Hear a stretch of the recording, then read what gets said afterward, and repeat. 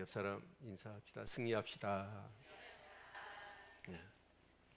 오늘 이 본문의 말씀을 중심해서 관계라는 주제로 같이 하나님 말씀을 이렇게 나누고 싶습니다. 관계라고 했을 때 사람이 그 관계를 너무나 많이 다양하게 분류를 해놨더라고요. 인간은 사회적 동물이죠. 그래서 사회적 동물이라는 의미는 혼자 살 수 없다는 것이죠. 반드시 관계를 갖고 살 수밖에 없습니다. 아무리 고독을 즐기는 사람도 최소한의 관계는 가지고 살아야 하는 것이 우리 인간이라고 할 수가 있을 것입니다. 그런데 그 관계라고 할 때 그 관계를 가장 이렇게 쉽게 좀 표현을 해본다면 이렇게 표현해 볼 것 같아요. 자, 이 땅의 지구의 인구는 얼마죠? 한 70억 된다고 그러죠. 그 70억의 인구 중에서 여러분 어떠세요? 아는 사람은 불과 몇 프로일까요? 모르는 사람들 대부분 많죠. 모르는 관계도 있어요. 그런데 또 얼굴도 알고 이름도 아는 관계도 있죠. 어떤 관계죠? 대부분의 그런 관계 속에 가까운 관계인데, 근데 그 사람도 또 나눌 수 있겠더라고요. 얼굴도 알고 이름은 알아요. 근데 관계는 지금 하지를 않아요. 여러분 학교 앨범을 펴보면 나올 거예요. 그렇죠? 또 여러분 핸드폰에 많은 사람의 이름이 이렇게 저장이 되어 있을 거예요. 근데 그 사람들 중에서 여러분 진짜로 지금 통화를 하거나 관계를 갖는 사람이 있는가 하면 전혀 관계를 갖지 않고 있는 사람도 있지요. 그렇죠? 자, 그런데 그 관계라는 게, 자, 그러면 얼굴도 알고 이름도 알아요. 어차피 모르는 사람은 제껴놓고 알고 있는 사람과 관계를 유지하기 위해서는 뭐가 돼야 될까요? 서로 커뮤니케이션이 돼야 돼요. 근데 이게 안 되면 어떨까요? 결국은 그 관계는 소멸해 버립니다. 가장 어떻게 보면 관계에 있어서 모든 삶의 전반적인 것들을 다 공유하면서 같이 이렇게 살아가는 관계는 가족 관계죠. 그렇죠? 그래서 이 가족 관계는 자칫 잘못하면 이렇게 발전해요. 잘못하면 발전한 게 아니라 잘하면. 그런데 가족 관계는 자칫 잘못하면 악화돼 버립니다. 그래서 연수가 따로 없어요. 누가 연수예요? 가족이 연수요. 이제 그런 경우들도 참 이렇게 많이 있는 것 같아요. 자, 그런데 가장 우리에게 있어서 중요한 관계는 아마 가족 관계일 거예요. 그래서 그 부모와 자녀 관계, 나를 낳아주시고 나를 있게 하신 분이잖아요. 어떻게 그 부모를 잊을 수가 있겠어요? 또 부모와 자녀, 또 부부 관계도 마찬가지죠. 남이었지만 하나님이 짝 지어 주셨어요. 그래서 이제는 남이 아니에요. 하나지요.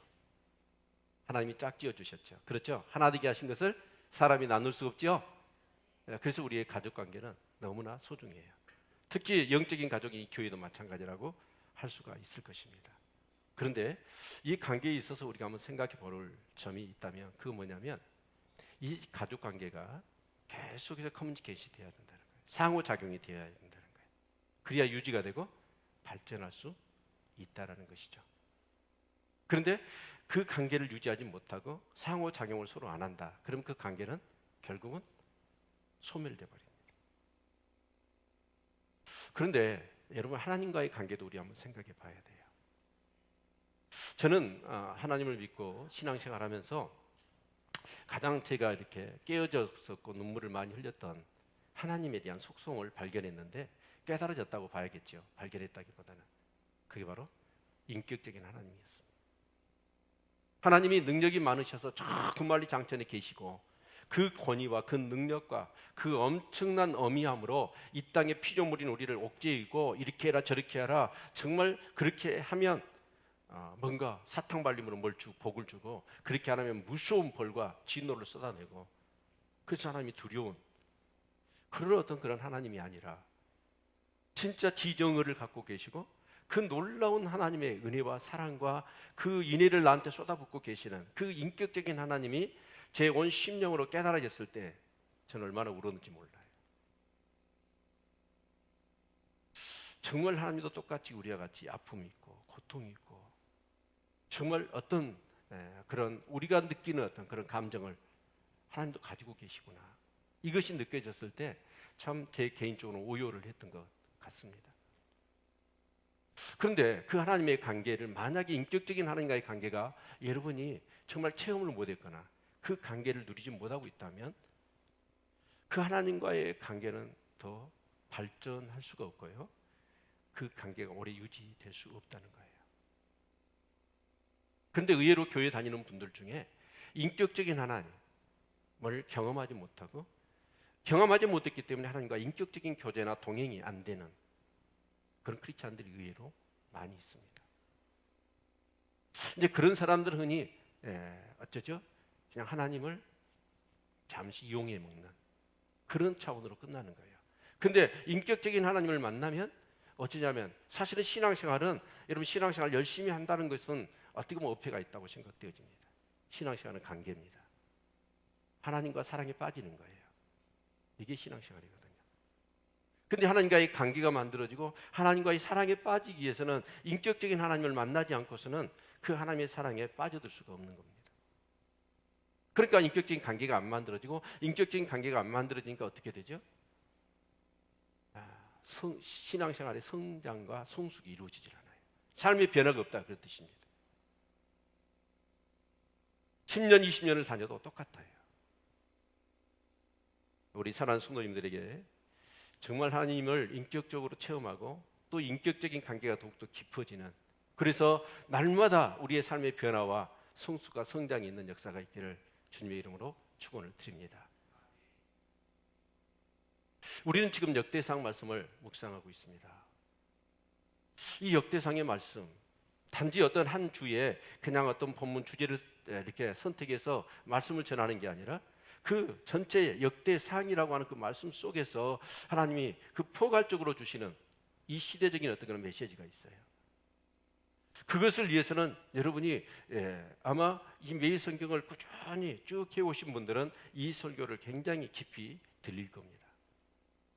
그러나 묵상을 하지 않는 분들은 새로워요. 그리고 깊이 들어가지는 못해요. 저는 우리 성도님들이 정말 매일 성경을 묵상할 수 있기를 축원합니다. 이번 창립 기념일 때도 여러분은 기억하실 겁니다. 제가 창립 기념일이니까 주제 설교하고 싶었어요. 근데 저는 그 주일날 메시지로 설교를 했던 걸 여러분 기억할 겁니다.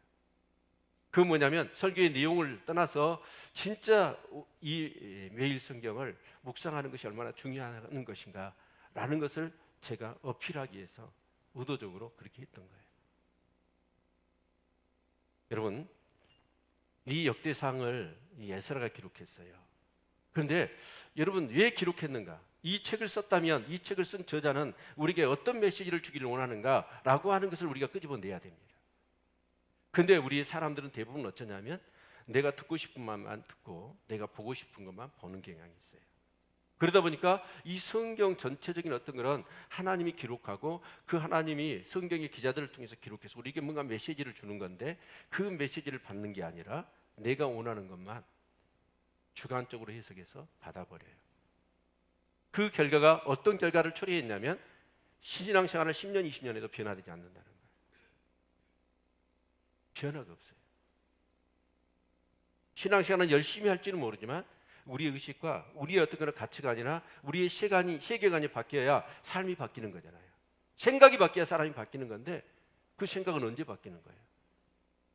하나님의 말씀입니다. 그리고 하나님의 말씀을 봐도 어떻게 봐야 돼요?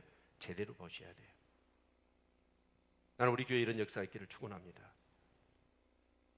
그러면 에스라는 이 역대상을 왜 기록했느냐라고 하는 관점을 가지고 우리가 역대상을 묵상해야 되겠죠.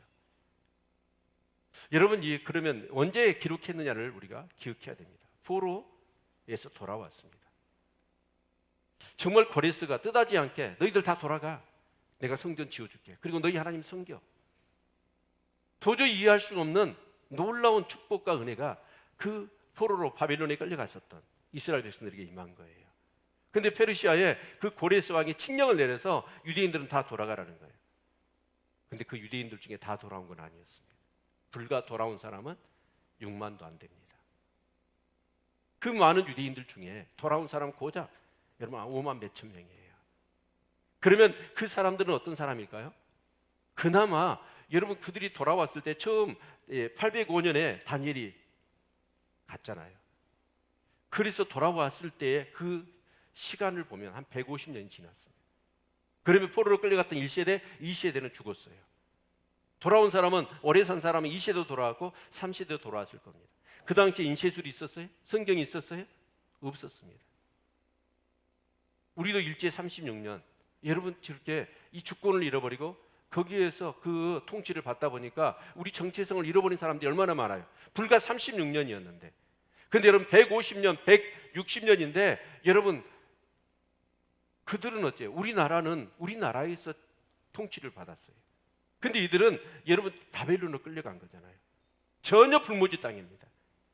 그랬던 그 사람들, 하나님을 기억하고 신앙을 지킬 수 있는 사람은 거기 없었어요. 돌아온 사람 고작 6만도 못 됩니다. 그 사람이 돌아온 거예요. 근데 그들은 굉장한 총훈의 그런 뜻을 품고 돌아온 거지요. 예, 그렇죠? 이제 돌아오면, 그래서 성전을 쌓고 지대를 쌓아서 성전을 짓고 하나님을 섬기면 엄청난 그런 영광이 임할 것이다 라고 선지자들이 말했거든요. 그래서 그들은 굉장한 기대감을 가지고 여러분 예루살렘으로 돌아온 거예요.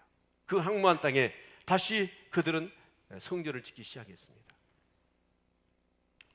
주변 민족들, 사마리아 사람들이 방해가 있었죠. 그럼에도 불구하고 그걸 이겨내면서 성전을 짓고 또 느헤미야에 가서 성벽을 쌓았습니다. 자, 다 공사가 끝났어요. 그러면 이제 하나님의 영광이 임해야 됩니다. 그런데 하나님의 영광이 임한 게 아니라 그들이 기대하고는 전혀 다른 결과가 초래된 것이죠. 그게 뭐냐면 침체였습니다. 영적인 침체. 아니 뭐야? 하나님이 영광을 보여주신다고 했는데 이 정치적으로 경제적으로 더 어려워지지? 그러면서 하나님의 신뢰에 대한 금이 가기 시작했어요. 그래서 사람들이 절망해버리고 낙심해버리고, 그러니까 이스라엘 사이는 뭐냐? 기대가 큰 만큼 더 절망과 낙심에 깊은 침체에 빠지게 된 것입니다. 이것을 지켜본 에스라 입장에서는 너무 마음이 아팠지요. 그래서 아마 엄청난 기도를 했을 겁니다. 하나님, 어떻게 하면 이 영적 침체를 벗어날 수 있습니까? 그때 성령께서 감동을 주신 거예요. 그래서 펜을 든 겁니다. 그래서 기록한 것이 역대기입니다. 그래서 우리가 역대상 1장부터 9장까지 지루하도록 사람의 이름들이, 족보들이 계속 되었던 것을 여러분 이렇게 묵상했을 겁니다. 사실 전에는 이런 부분들을 뛰어넘기도 있었고요, 지루하게 느껴지기도 했습니다. 근데 이번에는 정말 이 묵상을 딱 하는데 그 족보 하나하나의 부분 속에 굉장한 하나님이 저에게 은혜를 주셨어요. 그 족보는 뭐냐면 아담부터 기록된 그 족보들, 에스라가 어떻게 그 포로기 때에 그 정말 모든 자료들을 다 해서 정말 인간적으로 그 족보들을 다 그냥 무수하게 랜덤하게 나열한 게 아니라 각 지파별로, 족보별로, 그 기능별로, 직능별로 사람들을 분류해서 기록한 걸 보고 감탄할 수밖에 없었습니다. 그러나 그것을 뛰어넘어서 그 족보는 뭐냐면 그 이스라엘 백성들에게 정체성과 그들의 그런 뿌리가 무엇인가라는 것들을 심어주는 거였어요. 그 족보 한 사람 한 사람이 역사였습니다. 그렇게 생각해 볼 때 그 족보는 그냥 읽고 넘어갈 수가 없었습니다. 그런데 그 족보는 누구의 족보를 다루고 있던가요? 바로 다윗의 족보입니다. 그리고 역대상에 여러분 29장이 있잖아요. 29장까지가 전부 누구 얘기냐면 다윗 얘기예요. 그리고 역대하가 36장까지 있는데 여러분 9장까지 솔로몬 얘기고, 그리고 10장부터 36장까지가 다윗의 후손들이 왕으로 다스렸던, 그래서 북이스라엘 역사는 빼버립니다. 그러니까 결국은 역대상은 상하는 누구의 초점을 맞추고 있냐면 다윗의 초점을 맞추고 있다는 거예요. 그러면 이 에스라는 이 역대상을 기록하는데 다윗의 초점을 맞췄어요. 그 다윗에게 초점을 맞췄던 이유가 뭐냐? 라고 했을 때 이스라엘의 영적인 침체를 벗어날 수 있는 것이 다윗에게서 실마리를 찾을 수 있다고 본 거예요. 자, 그러면 다윗의 어떤 모습이 정말 이 영적 깊은 침체에 빠져버렸던 이 이스라엘에게 회복을 줄 수 있겠느냐 하는 것을 이 에스라는 이 역대상에서 부각을 시켜놓고 있는 거예요. 사랑하는 우리 교회 또 우리 성도님들, 이 역대상을 묵상하는 가운데 여러분 정말 우리가 이렇게 지금 침체에 빠져 있는 이유가 뭔지, 나의 무기력이 원인이 어디에 있는지를 발견하시고 다시 회복의 은총을 경험하는 역사가 있기를 축원합니다. 아멘. 자, 그런데 너무 포괄적으로 얘기할 수는 없고요. 여러분 13장하고 15장 사이에는 뭐가 있어요? 14장이 있어요.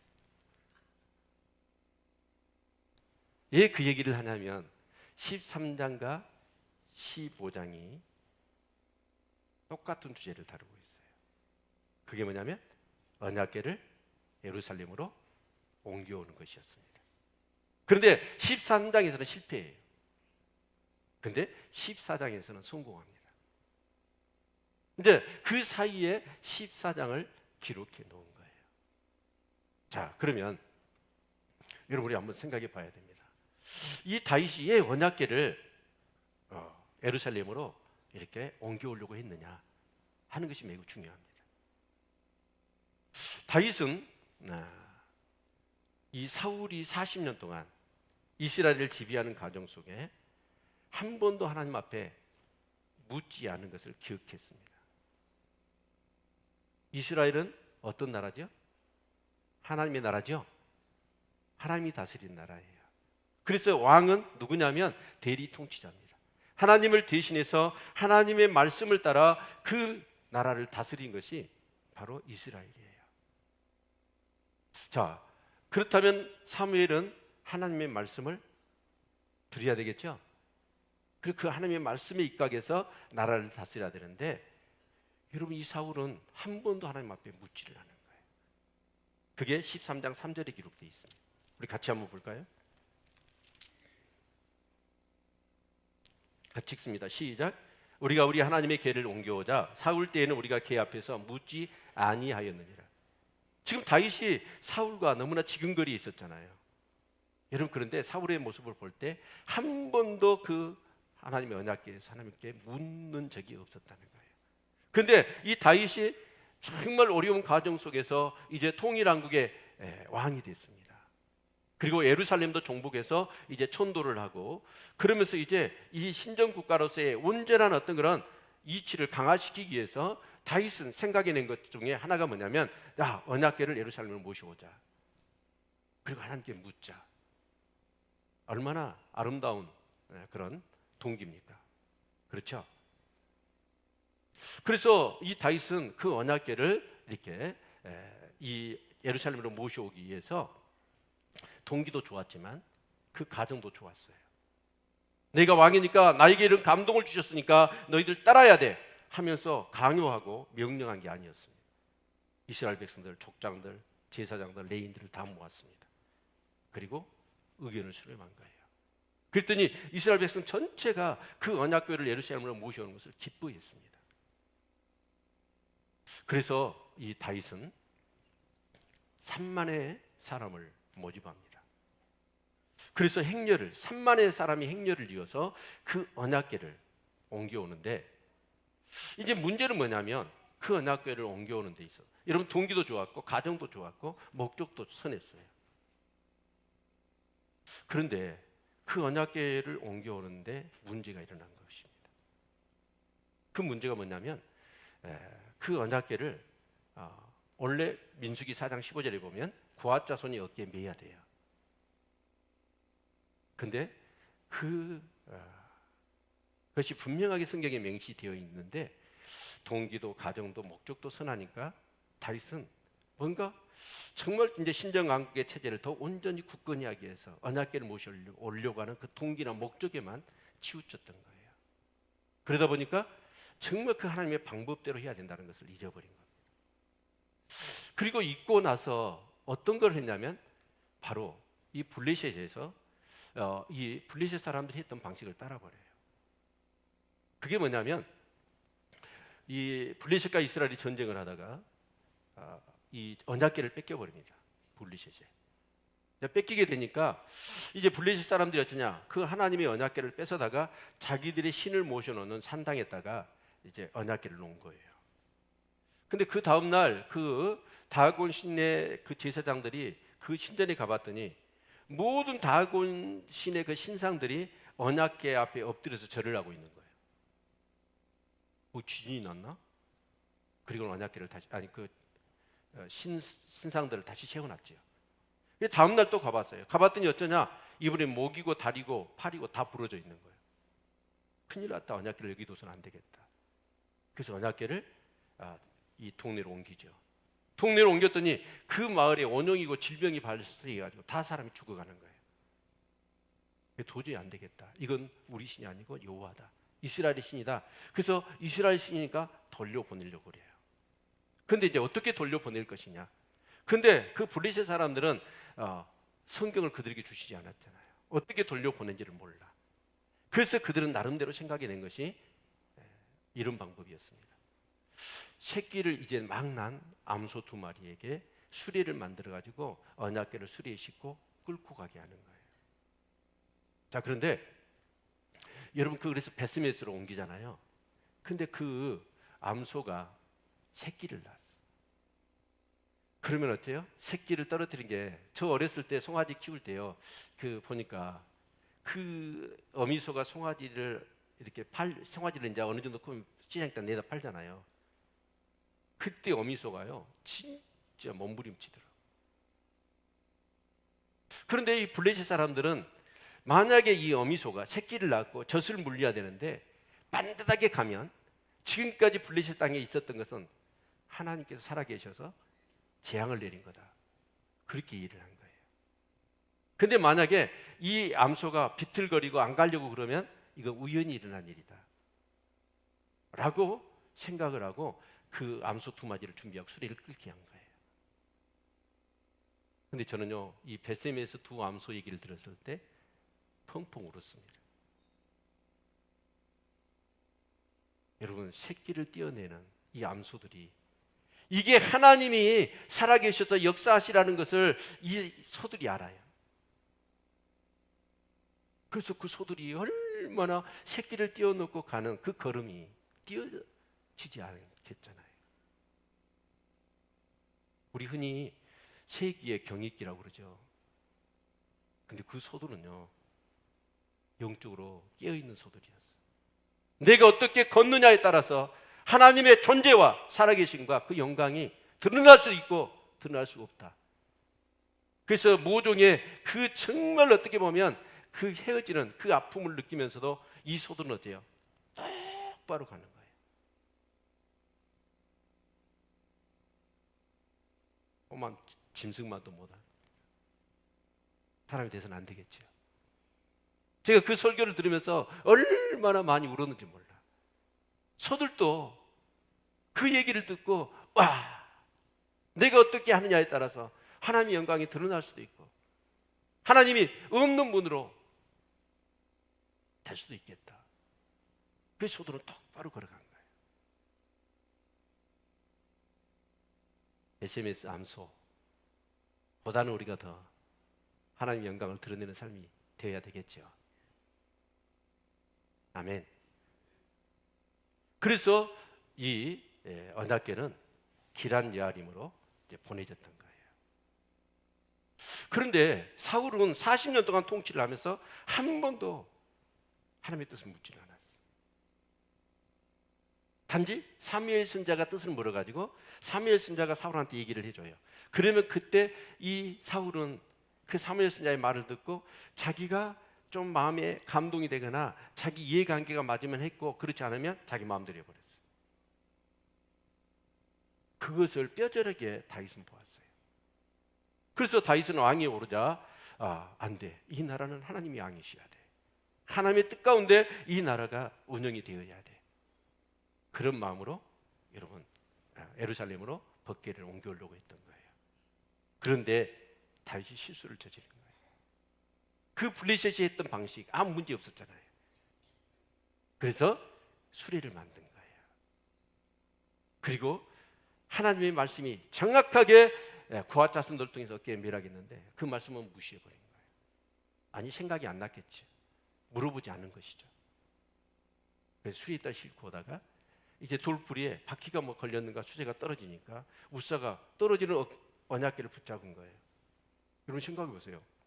떨어지는 언약궤를 붙잡았으면 잘한 거예요, 못한 거예요? 잘한 거잖아요.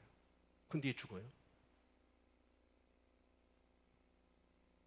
또 이제 이렇게 인터넷 뒤져보세요. 그거 갖고요. 별소리 다 해. 뭐 하나님이 그러냐.